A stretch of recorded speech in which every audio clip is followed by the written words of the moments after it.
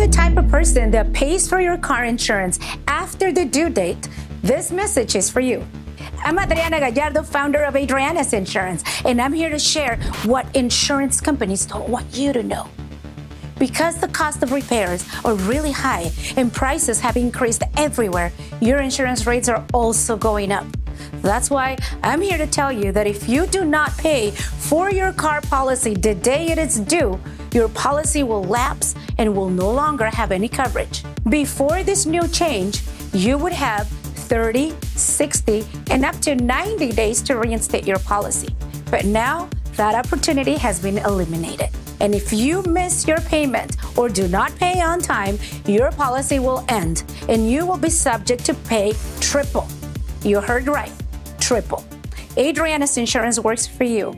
We represent all the insurance companies in the market. And because not every driver is the same, we have a policy that fits you and your budget. So if your policy has been canceled, increased, or rejected, you're not alone. ADRIANA'S Insurance is here for you. This message has been brought to you by the insurance lady. At ADRIANA'S Insurance, we've got you covered.